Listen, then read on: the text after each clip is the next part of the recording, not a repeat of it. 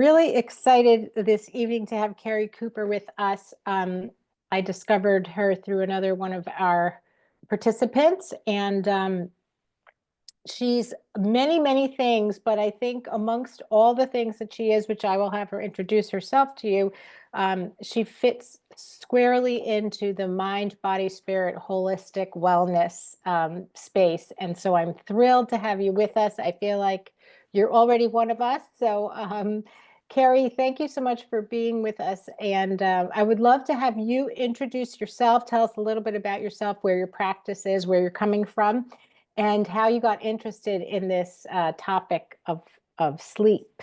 Absolutely. It's a bit of a story, but I'm going to go through it all. That way, you guys all know kind of where I'm coming from and what led me on this journey. So, I have been a therapist for 25 years, and I have always actually worked with adolescents. That's been my population, and I love them, and I continue to work with them to this day.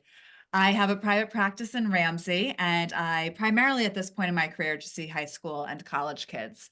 But I've always taken a really holistic approach to mental health, because I don't think that you could just treat the symptoms. I think that you need to look much wider and say, okay, you're coming to me with anxiety, but how are you sleeping? How are you eating? Are you exercising? All of these build up your mental health or kind of tear them down. So I'm a big believer in the holistic view of health. It all goes together, your physical health and your mental well-being. And it was during COVID that I decided to actually write down all of that information into two books. So I'm the author of two books, Mental Health Uncensored, 10 Foundations Every Parent Needs to Know. And then there's the book, Mental Health Uncensored, 10 Foundations Every Teen Needs to Know. And it's a workbook for teens. In those foundations, 5 of them are purely physical. One of them is sleep. So I really started diving into sleep. And I know in my practice that one of the questions I always ask the kids is, how are you sleeping this week?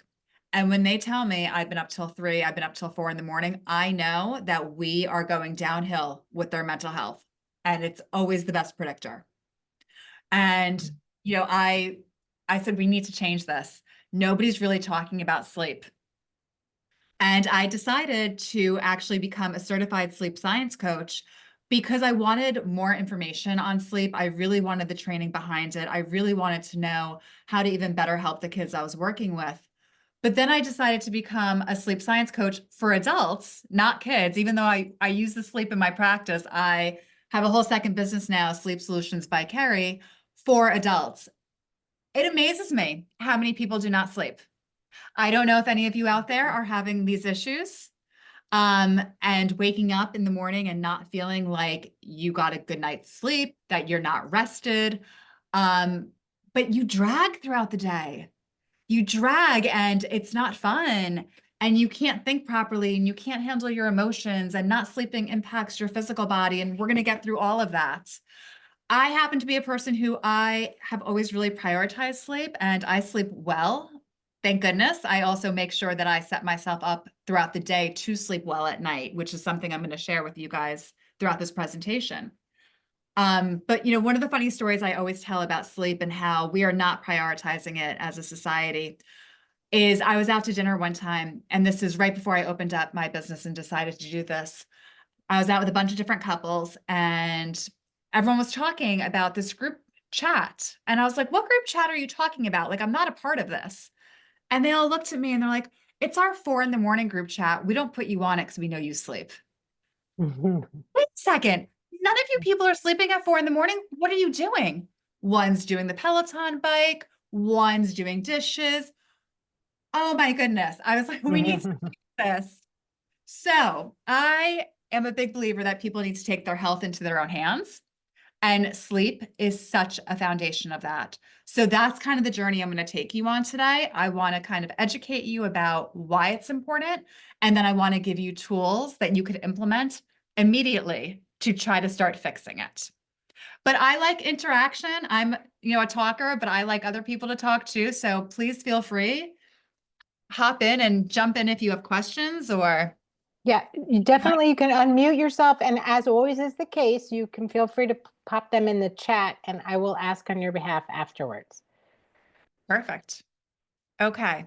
So let me go through my slides, and I'm going to go on and off the slides quite a bit. I'm not going to just read them. There's a lot of science in them. Um, I already told you all about me, but this is all about me. So now I have Sleep Solutions. It's a virtual sleep coaching business for adults. And it normally takes around 4 sessions, by the way. I know sometimes people are curious about the process. How long does it take? Normally around 4 sessions to get you sleeping back to where you should be, or at least on a really good path to continue without needing me. That's the goal, is that you don't need me.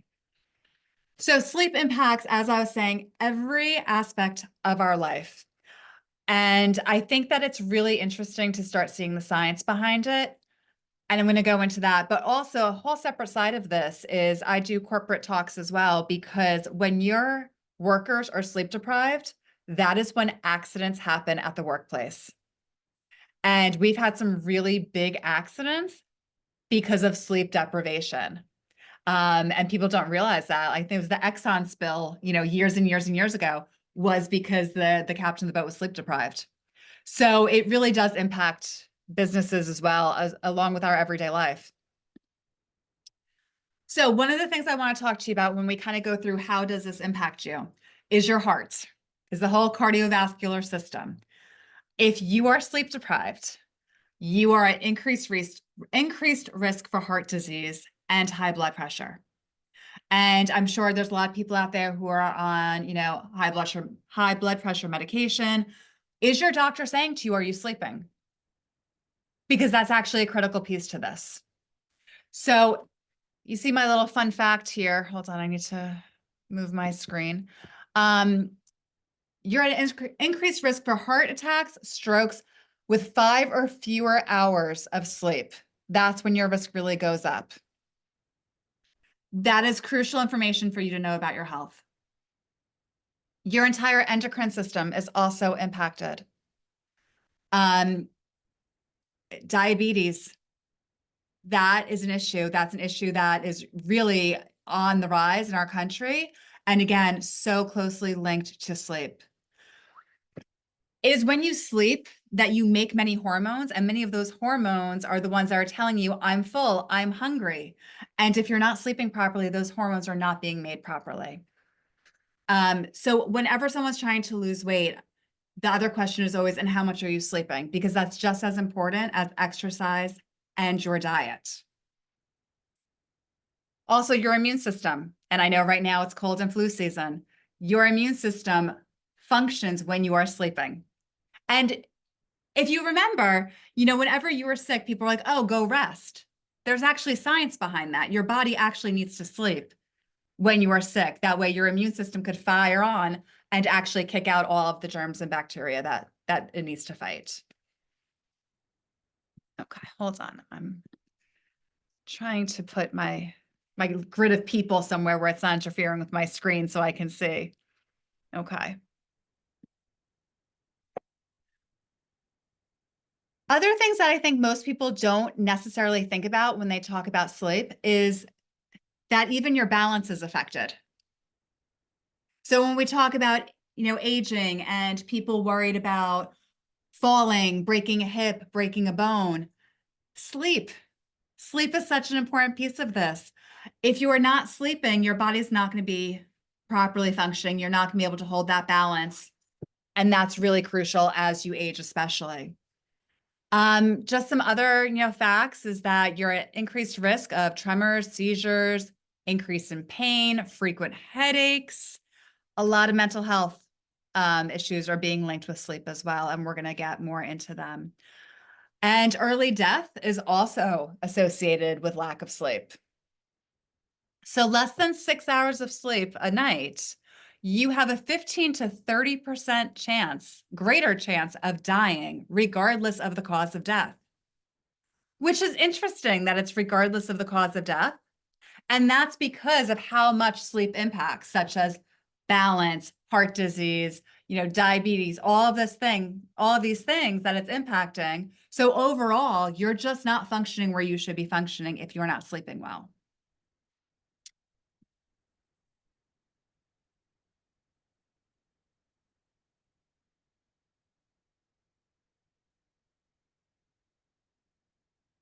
When you sleep, that is when all of your cells are kind of repairing.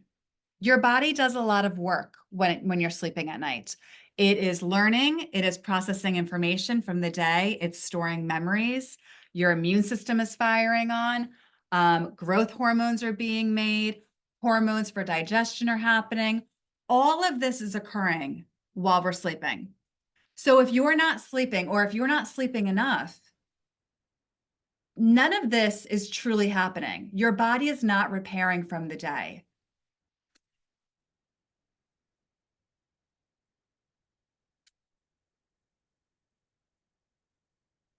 Okay, so a little bit about it is linked to higher anxiety and higher depression. And I see that all the time in my practice, and also irritability.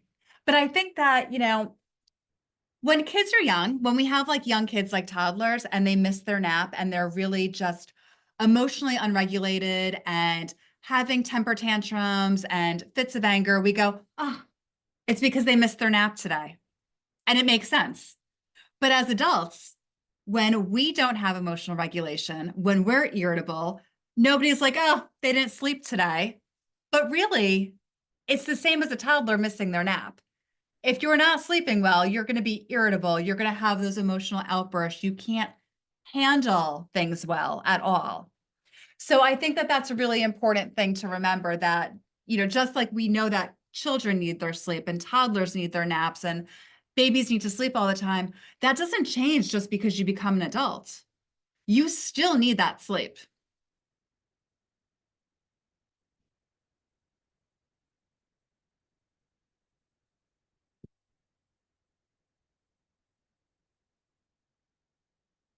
One of the things I say to the kids I work with all the time, because they are known to be procrastinators, first of all, and then to have a big test coming up and they go, I'm going to pull an all-nighter. I'm not going to sleep. And I say that is one of the worst things for you. When you sleep, you are actually taking all the information you learned throughout the day and storing it into your memories. So if you studied all day and then you're studying now till 4 a.m. and you're getting 2 hours of sleep, you're losing that information. Your brain is not having time to actually process it and store it properly so you can then recall it later on. So that's a really important thing to understand, is that whether you're in school or not in school, when we learn anything throughout the day, our brain needs to process that later on at night. So when we look at cognitive decline as we get older, we need to keep that in mind, that in order to keep our brain working properly, we need to be sleeping so it can do the work that it needs to do.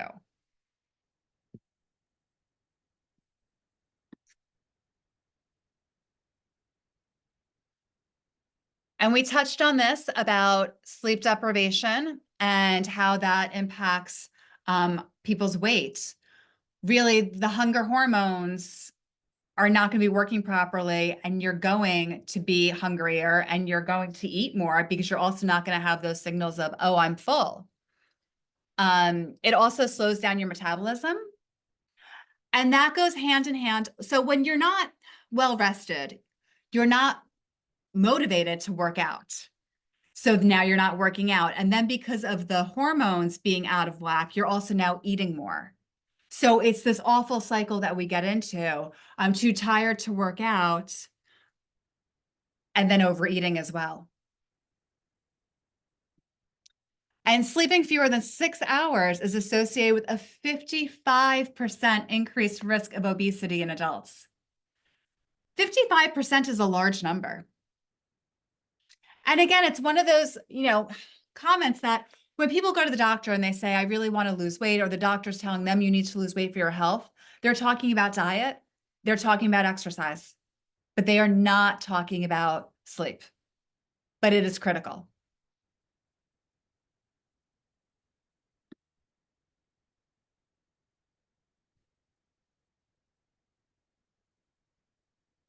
These are just, again, diabetes, hypertension, chronic pain, all of this impacted by lack of sleep. So I go through, a lot of the sciencey stuff and the research about why sleep is so important for every aspect of your body. That way people understand it really does impact everything. But now it's like, okay, now what and how do we fix it? Right. So I want to talk about what sleep actually is. Adults really need around 7 to 9 hours of sleep. Children and infants especially need a whole lot more. As you get older, a lot of people will notice that they do tend to start sleeping a little bit less. That's normal. As you might go from, being in your 20s or 30s sleeping 8 hours to maybe being in your 50s or 60s sleeping 7 hours. That's not really cause for concern. That's completely normal and fine. And actually, that has to do with a little bit of how much you need to store memories. When we're really little and we're learning so much, our brain needs to store all of that learning, and we need to sleep a little bit more to get that done.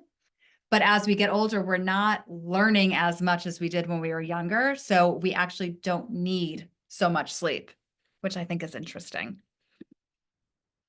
Okay, so we have a sleep cycle, lasts around 90 minutes, and you should have around 4 to 6 per night. Stage one, you're in a really light type of sleep, and some people don't even recognize that they're actually asleep. They're like, oh, I didn't sleep. But maybe you did and you were just in stage one and didn't quite realize it. You're kind of in and out a little bit. Stage one is pretty quick, only around, I think, 5% of your sleep. Let me get to a better slide to show all of this. Here we go. So stage one, it's a light sleep. You're kind of just starting to relax for the night. Stage two, temperature starts dropping, your heart rate really starts slowing down, and now you're going into your deeper sleep. Stage three, this is where a lot of the critical things happen. So if you're constantly having a restless sleep and you're constantly tossing and turning and not getting into that deep sleep, that's going to be an issue. Deep sleep, you are kicking into your immune function is working, your growth hormones, your body's recovering. This is when a lot of the work happens. And after that, you're going into your REM cycles, your REM sleep. And your REM sleep is, where your dreams are happening. And some people remember their dreams and some people don't. And honestly, that's normally based upon when you wake up, where you are in this cycle. If it's right after your REM stage, you're probably going to wake up remembering your dreams. But if you go from a REM into kind of a stage one or stage two, you may wake up and not remember your dreams. And that doesn't really, there's no impact about whether or not you remember your dreams. It doesn't say whether or not you have a good night of sleep. So your REM sleep is around 20 to 25% of the time. So you go through this stage around 90 minutes, and then you repeat, and you go through the stage and you repeat again. Sometimes people will wake up in between the stages for a little bit of time, and that's perfectly fine as well. And then let me get to the next slide. So that's how your sleep cycle is functioning and working with the 4 stages of sleep. But now let's move into Americans are severely sleep deprived. It's a huge issue. If you're watching, any TV, you see a million advertisements for sleep medications. There's a time and a place for sleep medications is what I will say. If it's something very short, there's something going on in your life and you need to get some sleep, okay. If you're using these long-term, that is a very big problem. They are not meant to be used long-term. You should be able to sleep without medication, and that really needs to be the goal. If you need to use them again, short-term, okay, but long-term, no. And a lot of people, by the way, are jumping on the melatonin bandwagon. I don't know how many of you guys have heard about melatonin. It does help you fall asleep. It does not help you stay asleep. It does help fall asleep. And it is natural because it's the same kind of hormones and chemicals that are in your body. But even because it's more natural does not mean that it should be something that's used every single night. Again, that's more of like a short-term fix. I find this amazing that 1/3 of Americans have symptoms of insomnia, that this is how much people are really struggling at night with sleep. And I do think that one of the problems is that people don't prioritize their sleep. That it's like sleep is something that like I'll just get done eventually, not something that's so vital for my existence that I'm going to make sure that I am in bed and getting a good night's sleep. So I think one of the big issues that people have is just prioritizing it.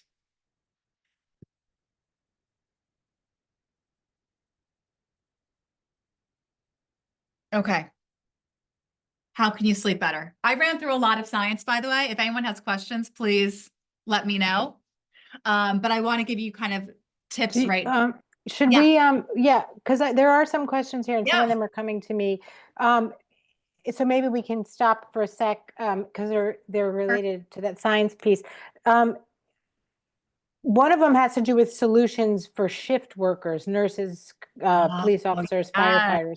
So I Yes. don't know if you want to handle that now or I'm going to after just when. touch on that now because I don't really talk about shift workers in this presentation, but they have a really unique challenge. It is a problem. And actually, it was either Columbia or NYU at one point years ago, did a whole study on their nurses and they compared the night nurses to the day nurses in terms of health and all different areas of health. Their body fat, their sugar levels, all of this stuff. And without fail, they were finding that the workers that worked the night shift were less healthy than the ones who worked during Mm, the day. It's hard. And sometimes there's just no getting around. You have to do night shift. I work with a lot of college kids and post-college, and a lot of them are getting jobs, especially in the medical field where they are working at, middle of the night. And it's hard. And if you don't have to do it long term, don't do it long term. It does impact your health. But some little tips and tricks is that wear the sunglasses during the day when you're coming home from work. Try to get your rooms as dark as humanly possible when you are home. Try to trick your brain into thinking that when you're coming home, it's essentially nighttime. So I think those are some tips, but also the food that you're eating leading up to kind of coming home. If you can make sure that it's really not loaded with any type of sugar, really protein based, some turkey, some of the foods we know make us sleepy will be helpful, but there's no mm. solution to working overnight. It is hard, and your body does know that it should be sleeping at that point. So you can Okay, so you get have to just trick yourself a little bit. Okay, that's helpful. So if you average 6 hours of sleep a night, but it's in separate segments, would it be counted but you can combine it all together and add up six, does it count? so that's an interesting question, and I'm going to say it probably depends on how large the gap is, you know. Um, and if it's not a huge gap, okay. A gap in between the waking Yeah, and like sleeping? Yeah. yeah, like I'm not sure how big that gap is that they're trying to combine them together. Um, but I think it's normally kind of okay as long as it's not a huge, like hours upon hours in between, and you're trying to still say, like, oh, I'm just going to combine them. Like I wouldn't suggest Okay. a nap at 5 o'clock in the afternoon, getting an hour of sleep there, and then sleeping, 2 in the morning till 6 and being like, well, let me just combine those. But if it's all at night, Okay. it all kind of works. So before electricity, by the way, people's sleep was a little bit different. Now that, you Mhm. mentioned that they would go to bed when the sun was setting. So fairly early, depending on the season. And then they would wake up around between like 1 and 4 in the morning. And this is, before electricity, anything like that. They would wake up and they would, by candle, write poetry or music or chat or whatever, and then go back to sleep again until the sun would rise. Our circadian rhythms actually change a little bit. So if you notice during the day, we tend to get sleepy between 1 and 4 during daytime hours. Like that's kind of when we start hitting that wall. At the nighttime, between 1 and 4 in the morning, we kind of start getting a little bit more awake. Don't know why, but that's what happens. Mm. So a lot of people will report getting waking up between 1 and 4 in the morning. Yeah, for whatever Mm. reason, the hormone it kind of shifts a little bit. The same during the daytime when all of a sudden we get a little bit sleepy during that time. And again, prior to electricity, they actually would just get up during that time and talk and snack and do whatever and go back to Oh, sleep. that's interesting. Huh. Isn't it As long as it interesting? didn't, yeah. As long as there was no caffeine involved, I suppose it would Right. help. It would be And okay. back then there wasn't. And they Yeah. weren't eating the pounds of sugar like we do. So yeah, it was very different. But yeah, they would wake up for that amount of time, no problem. Interesting. So another thing that you had mentioned is that as we get older, we may find we need less sleep. We're sleeping less, and it seems fine. And you mentioned that it had to do with maybe not taking in as much information. So somebody asks a great question. If they're in their 50s, they've gone back to school, they're learning a lot of new things. Would the body automatically adjust, and would you start sleeping more necessarily I think that's interesting. I think because that you you're might actually learning? start sleeping more. Yes.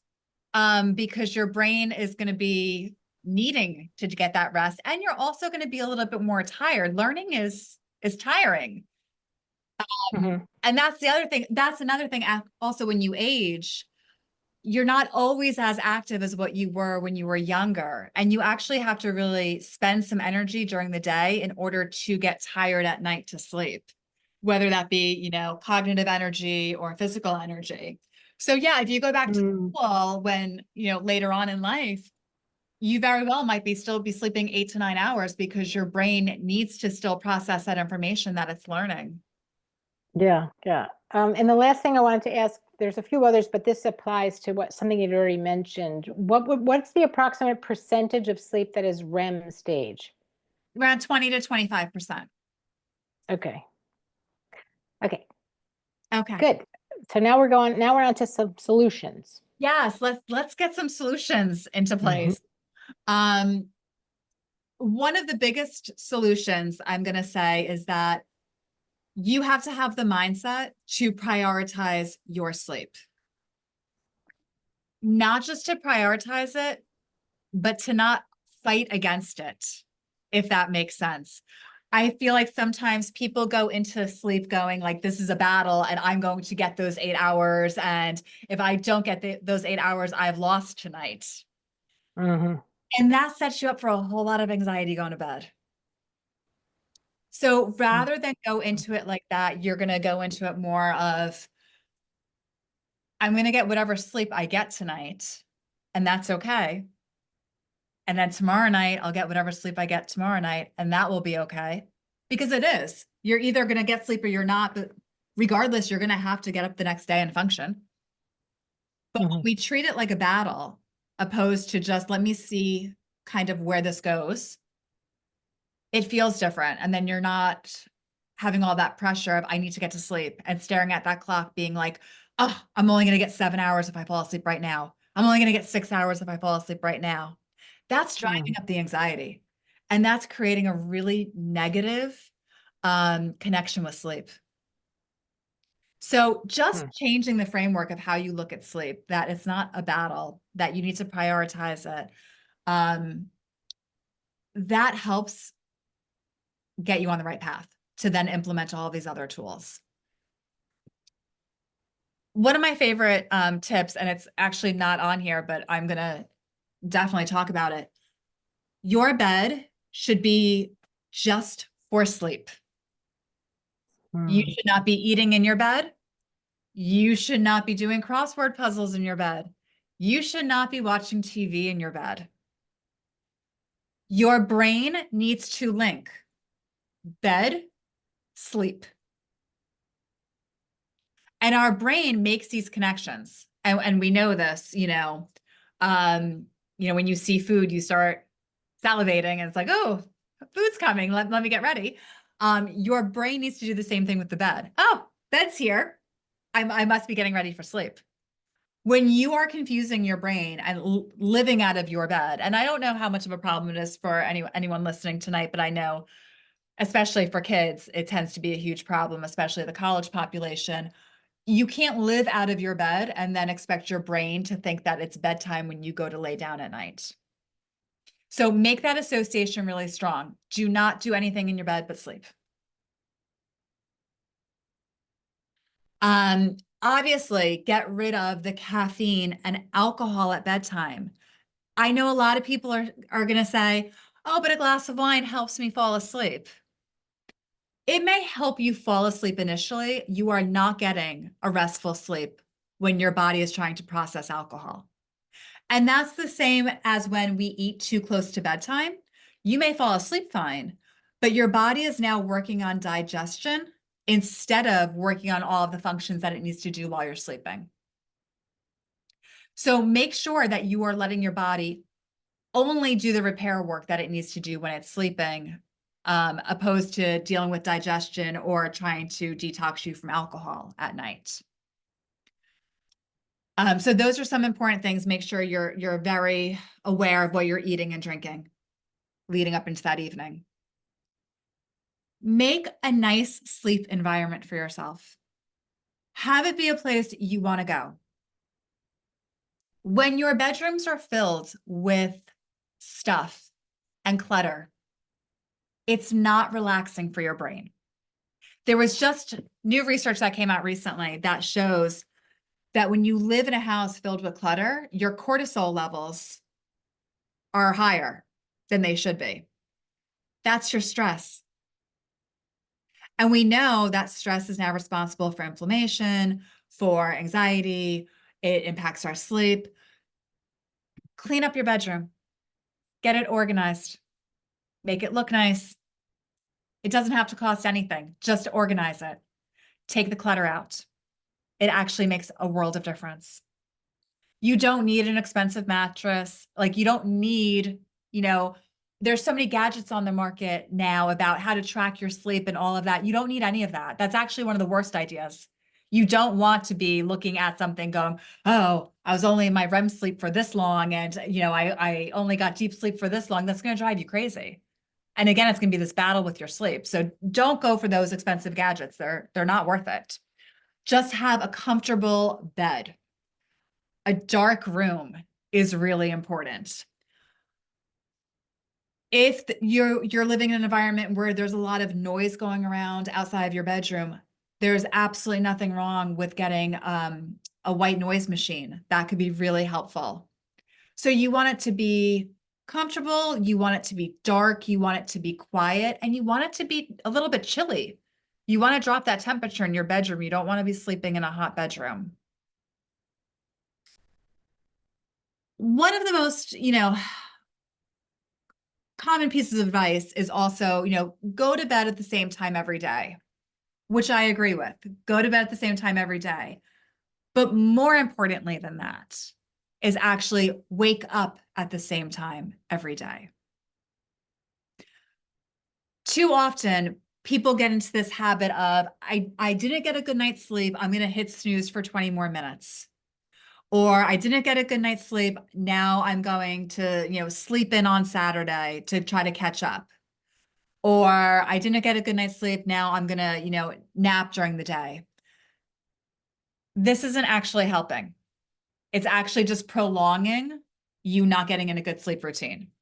If you don't get a great night of sleep one night, it's okay. You're going to survive. You may be grumpy. You may be irritable, but you're going to get through your day. Wake up at the same time, get through your day, and then try again for the next night. But you're going to get into a better routine if you don't start trying to add sleep in because you feel like you lacked in sleep during the night. Decrease stress, obviously, that's, a huge factor in sleep. A lot of people will tell me, I lay in bed and the thoughts just are in my head constantly and I can't fall asleep. Yes, I am going to tell you to get out of bed then. Do not lay in bed and try to fight sleep and fight for sleep if you're not going to sleep.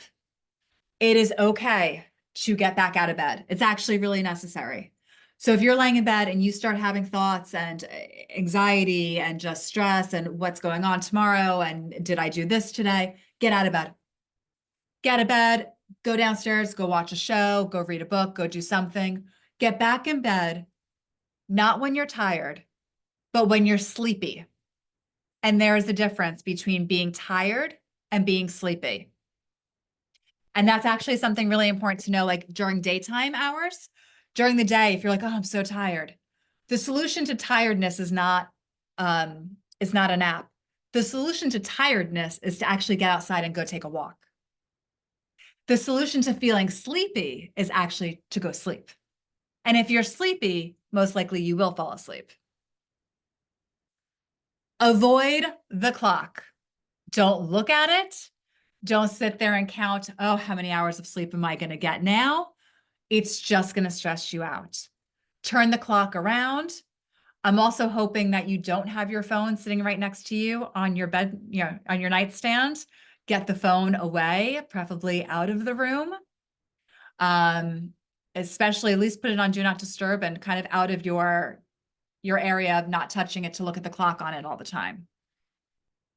Talked about this already. No heavy dinner or late night snacks, because then your body's dealing with digestion.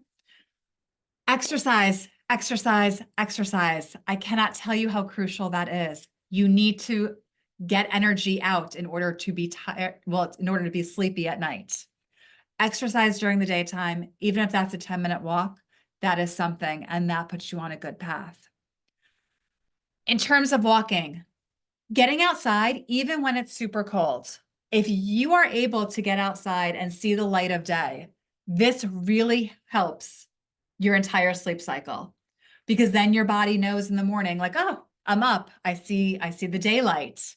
And then at night, when it gets dark, your body goes up. Now I'm going to go to sleep.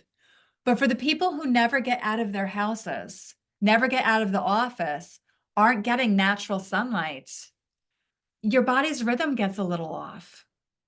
So a little bit of natural sunlight is a good thing. I'm going to pause because I just went through a bunch of tips. I want to see if anyone has any questions on what I just went over. Feel free to unmute if you have some questions. There was one relating to lavender. Is it true that lavender can, an infuser, that infuses lavender? Yeah. Does that help? So lavender oil, first of all, when you're talking about any of the oils, make sure you're not using an oil that's just filled with like synthetic oil, and that's just, not going to be helpful at all. But if you're using real lavender oil, like a good quality source, so they say a lot, lavender oil either diffused or sprayed on your pillows helps you sleep. And that's actually because lavender oil helps calm you down. So yes, it is, there is some truth behind that, absolutely. But again, please, a good quality oil if you're going to do that. Okay. How much time do you need between dinner and, let's say, sleep time? I like 3 hours. 3 hours is a good amount of time to really digest all your food. Thank you. I have a question. Yeah. 8 months ago, my husband passed away, and for some odd reason, my sleep pattern has been totally messed up. I don't know if this is normal after losing a spouse. I mean, is it normal to start having a mixed up sleep pattern? 100%, because you're dealing with a lot of grief and loss, and I'm so sorry to hear about your loss. But yeah, when we have these major life events happen, I mean, our entire system is trying to reprocess everything, and we're going through grief, and grief is really challenging and hard. So that is really normal to suffer with sleep after something like that. I mean, I do sleep. And the odd thing was, when he first died, I had not one single dream about him. And then about a month ago, I started dreaming a little bit more about my husband. So I'm just trying to figure, is this normal? Yeah. I don't know. Yeah. I'm going to guess that it's because you're sleeping a little bit more deeply and you're starting to remember your dreams, which is really quite comforting, I imagine. So, Yeah. There is a question about tips for new parents who are sleep deprived because a newborn is getting those 16 hours, but in 2 or 4 hour stretches. Yes. So I'm a mom of 4, and I remember those moments. Remember, it's not going to last forever. And those are the times where I will tell you, then it is okay to nap. When you have a newborn at home, it is 100% okay to nap. It is hard. And if you're able to share the nighttime work with somebody, to try to, one of you sleeps for a chunk of time, the other one then gets up and sleeps for a chunk of time. That's helpful. Newborns do not know the difference between, nighttime or daytime for a few months. So the first few months are just really, really challenging. I know that when I had my babies and they would wake up in the middle of the night, I would try really hard to keep the house incredibly dark still for them. That way they started to learn. So I kept the house really dark, really quiet at night. But during the daytime when they were napping, I did not keep my house quiet or dark. It was, this is daytime. And, Mm. people So were that they would talking get and the lights were idea. Yeah. on, and to try to start showing that difference. It's just hard to have newborns, and you are going to be a little bit sleep deprived, and that's okay. And it's not going to last forever. But again, that's a time period when absolutely nap. Okay. Oh, thank you. So if you're reading or watching television in bed and you're telling us that that's not good, what about listening to music or guided meditation? Or Love is it that. that's Yes. okay to do? Okay. I love a little, not so much listening to music, but I do love a guided meditation right before bed. I think it's a nice bedtime routine to get into. One of the other reasons why you don't want to be watching TV in your bed or on your phone in bed is also because of the blue light. The blue light's kind of Mm, tricking your brain of like, oh, it's really kind of daytime right now. And we're exposed to so much blue light on our devices. And that's also why we're seeing such a sleep issue at this point in time in America, mm, because these screens are everywhere. And that's why actually we had such a sleep issue in COVID as well. I mean, I was working with kids, they were like essentially nocturnal at this point. They were on screen mm, all hours, and their body was like, is it daytime? Is it nighttime? Like nobody knows anymore. mm, So that's really important to put the screens away before bed too. And I like to say like, 30 minutes to an hour before bed. Or a lot of the phones now, and I'm not tech savvy, but I do know that you can dim your phones, the screens. yeah, there's like a Night, nighttime mode or something. there Yeah, it is. There's yep, the nighttime mode. I can't remember how I figured it out, but I did. And now my phone by 5 o'clock goes into nighttime mode. yeah. Oh, that's good. Yeah, Get your early. phone down. Kristen, I think Kristen Sarnis has a question. Do you want to just unmute and ask that? Sure. Thanks, Liz. Yeah. Thank you, Kerri, for all this information. I wanted to ask you a question about napping. And this is not when you have a baby or not when you're not sleeping at night. I read a book by Dr. Matthew Walker called Why We Sleep, and I'm Mhm. sure you're very familiar with it. And I remember reading something that napping in the afternoon is okay, assuming that you keep it short, because I think he said like humans are biphasal sleepers or something like that. Can you just describe that a little bit? Yeah, so the biphasal sleeping is actually what I was kind of talking about in the middle of the night, how before electricity, we would kind of get up halfway through the night and go about our day for a little bit and then go back to sleep. So in terms of daytime napping, though, is a 20-minute nap bad? No, but it is if you have sleep issues. I I don't love napping if people have sleep issues. I really do think that it throws it off. If you want to take a nap for 20 minutes and you don't have sleep issues, okay, fine. There's normally not a problem in that whatsoever. But I will also say the other side of that is a lot of the times people want to take a nap because they feel tired.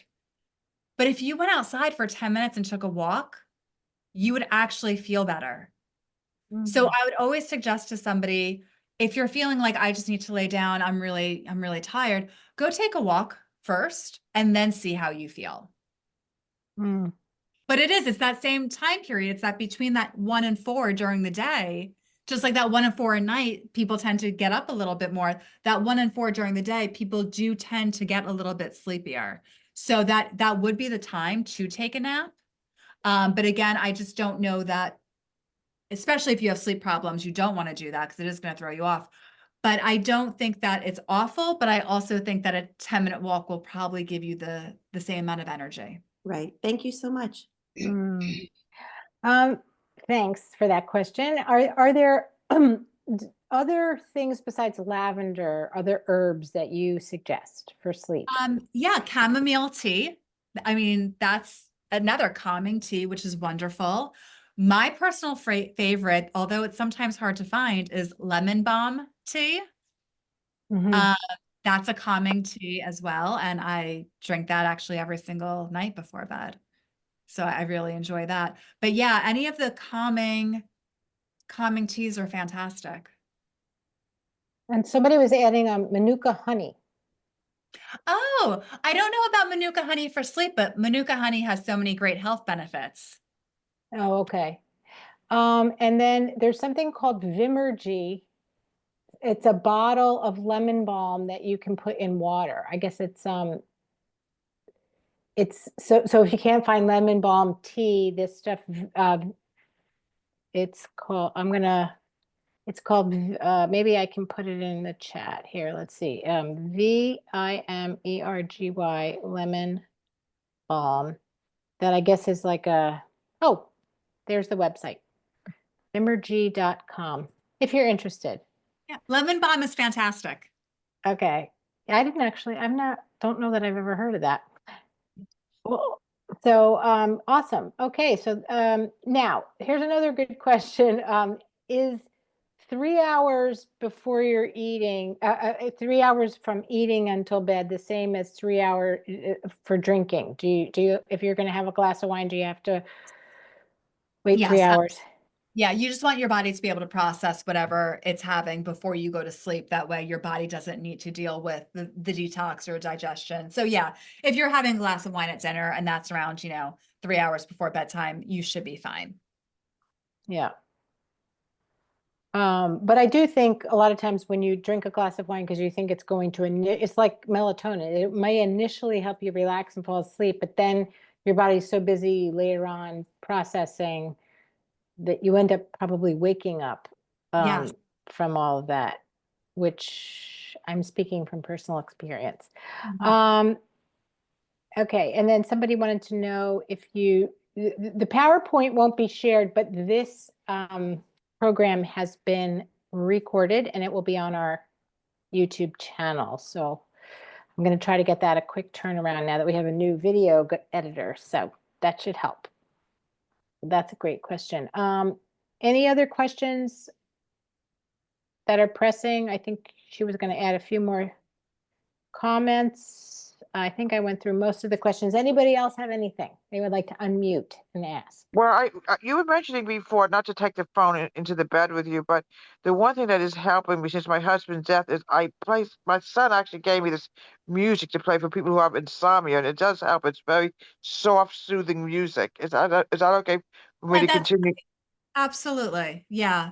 Some soft, soothing music. Sure. Yeah. Mhm. And also, if my daughter falls asleep after a certain hour, like 5 o'clock at night, she can't sleep all night. Oh, yeah. That's her patterns off. Yeah, definitely. That's exactly Right, what she's that's the talking about. pattern. So when this gets recorded and put on YouTube, you can have her listen to it. Maybe she can get some ideas for how to switch things up. That's fine. Okay. Great. All right. Let me, I'm just going to run through some other, we've already talked about a lot of this, but I'm just going to go through Mhm. again the sleep tips.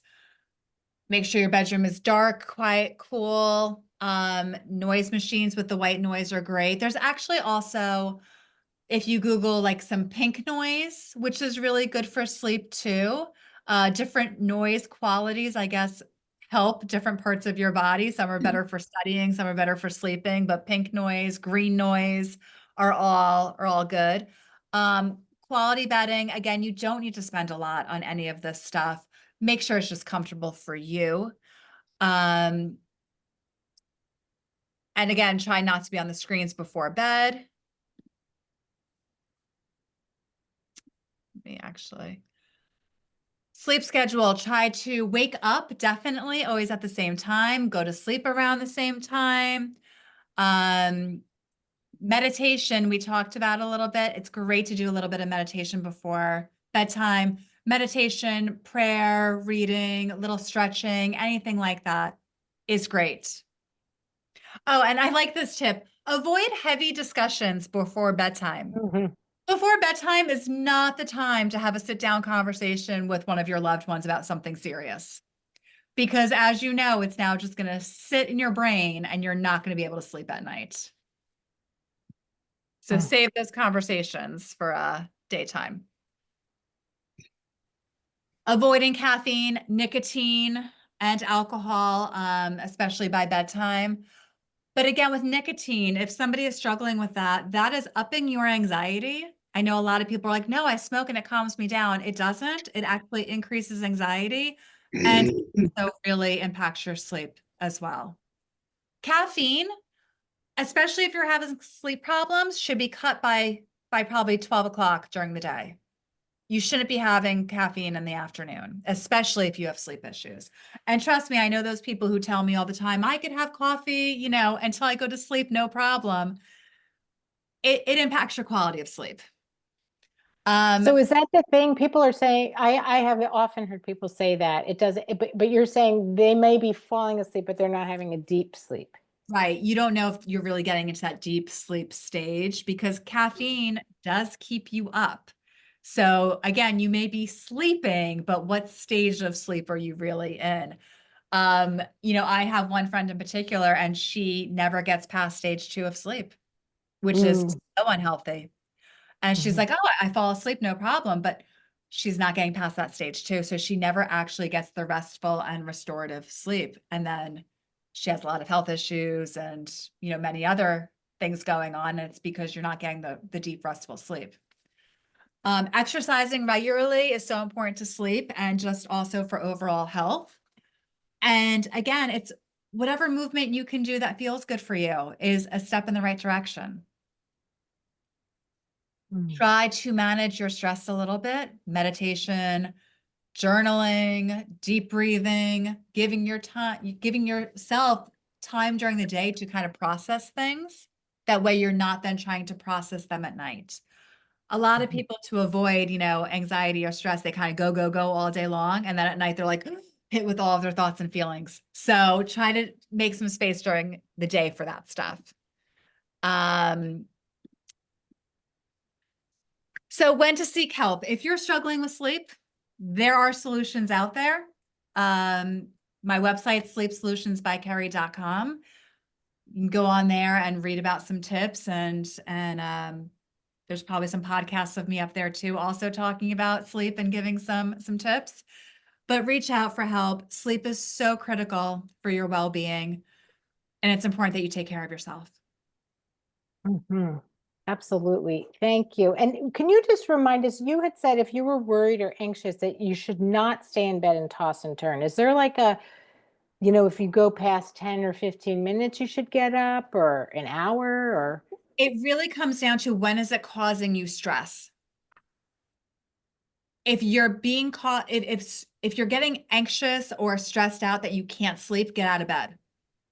Mm. If you're laying in bed trying to go to sleep and it's not bothering you and you're kind of just like, oh, like daydreaming or whatever, you're fine. But Okay. once it's causing you some stress, get out. Okay. Okay. So maybe, and then just take a break, try to just like change the subject in your mind and then try again. Yeah, Okay. go read, go do something, and then try again. So another thing that it's interesting, because I find that magnesium, which I take every night, does help me. And somebody else is saying that they have a spray of magnesium, Yeah, and also something called helichrysum oil I on her don't know, feet. but magnesium That's is really, it's one of our important, you know, chemicals to go to bed. So magnesium is really important in all of this. And yes, there's magnesium lotion and magnesium supplements and all of that's wonderful. interesting. Yeah, yeah, yeah. So what is have you heard of this helichrysum oil? No, I haven't. That is fascinating. How much magnesium? I know that do you know? I I feel don't like know the exact dose. I know that I take my supplement, you know, once a day, and that's what it's dosed for. It's a once a day supplement. There's also many different forms of magnesium, and they do different things. It's the Mhm. magnesium glycinate, which is the one that helps you with sleep. And I believe, yes, with and it often will have L-theanine in it. Yeah. And I think it's 450 milligrams, but that's the kind of thing that you can probably Google or ask your friendly Whole Foods lady or something. I actually like that guy in Midland Park. He's always really helpful. Yes. Um, Yes. okay, these are great questions. See, this is why I love this community, because everybody's helping everybody else. Friends, are there any other, just have a minute or two, if anybody want to ask out loud anything? Yeah, I had knee surgery 4 months ago and had to reposition myself in my bed, on my back, don't bend your knee. Well, now I seem to be having trouble because I'm a side sleeper, which of course I couldn't do for 4 months. Now I don't want to sleep on my side. It's hard for me to sleep on my back. And I find myself waking up, straightening my knee out because I bent it because I'm on my left side. So I wondered, is there any hope for me? There's always hope. There's always hope. Oh, good. How long ago did you say that you had your I surgery? had it August 1, so it's going on almost 5 months. Yeah. Yeah, I think the longer that it goes on for and the more you heal, the easier it will become. Again, when these life situations happen in our lives, it does throw off our sleep, and you are in pain and you're not used to sleeping in this position. So your body's definitely trying to adjust.